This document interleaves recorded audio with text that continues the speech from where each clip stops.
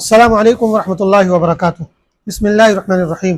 فقی مسالک اور حدیث نبوی کی آڈیو بک سیریز کا 11واں حصہ پیش خدمت ہے۔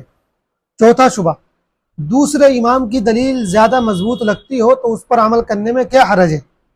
اگر کوئی شخص یہ کہے کہ میں دینی احکام کو دلیل کے ساتھ سمجھنا چاہتا ہوں اور یہ حکم مثلا جیسے ابو حنیفہ بیان کرتے ہیں میری سمجھ میں نہیں آتا، بلکہ اس انداز سے صحیح سمجھ میں آتا ہے جیسے اس کو امام شافعی نے بیان کیا، اس لیے اگر میں مذہب شافعی کے مطابق اس پر عمل کروں تو اس میں کیا حرج ہے؟ جواب، اس کا جواب یہ ہے کہ ایک فقی مذہب سے دوسرے مذہب کی طرف منتقل ہونا کئی وجوہات سے ہوتا ہے۔ نمبر ایک، بسا اوقات اس کی وجہ یہ ہوتی ہے کہ ایک عامی کسی وجہ سے اپنے امام کے بجائے دوسرے امام کا مقلد بننا چاہتا ہے، مثلا ایک حنفی شافعی بننا چاہتا ہے، اس لیے کہ جس جگہ اس کا قیام ہے وہاں حنفی علماء دستیاب نہیں ہیں جن سے وہ مسائل معلوم کر سکے، تو ایسی کسی بھی صورت میں ایک مسلک سے دوسرے مسلک کی طرف منتقلی جائز ہے۔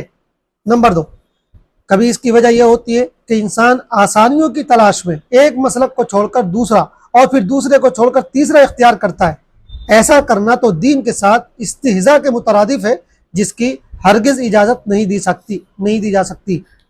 کبھی اس کی وجہ یہ بھی ہوتی ہے کہ کسی خاص مسئلے میں بحث و تحقیق کے بعد ایک انسان کو دوسرا مسلک زیادہ صحیح معلوم ہوتا ہے اور وہ تحقیق اور دلائل کی روشنی میں اس مسئلے میں اپنے فقی مسلک کو چھوڑ کر دوسرا مسلک اختیار کرنا چاہتا ہے۔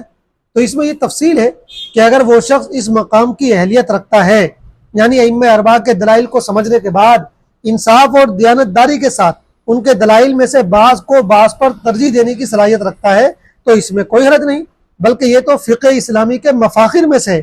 امام نووی، تقی الدین سبکی، ابن تیمیہ، ابن قیم، ابن حمام، امام طحاوی، شاہ ولی اللہ، ظفر احمد عثمانی اور نہ جانے کتنے اس طرح کے علماء گزرے ہیں جنہوں نے یہ کام کیا ہے اور کسی نے بھی اسے ناجائز نہیں کہا ہے۔ لیکن اگر کسی شخص میں اس کی اہلیت و صلاحیت نہیں ہے تو اس کے لیے اس بات کی اجازت نہیں ہے کہ وہ محض چند کتابیں دیکھ کر ایک مسلک سے دوسرے اور دوسرے سے تیسرے اور پھر تیسرے سے چوتھے مسلک کی طرف منتقل ہوتا رہے۔ محدث علی بن جعد کہتے ہیں، ہم زبیر بن معاویہ کے پاس، جن کو حافظ ذہبی نے حافظ اور حجت کہا ہے، بیٹھے تھے۔ ایک شخص آیا، زبیر نے اس سے پوچھا کس کے پاس سے آ رہے ہو؟ اس نے جواب دیا ابو حنیفہ کے پاس سے۔ تو محدث زبیر نے کہا، تمہارا ابو حنیفہ کی مجلس میں صرف ایک دن جانا میری مجلس میں 1 مہینہ آنے سے کہیں زیادہ بہتر اور مفید ہے۔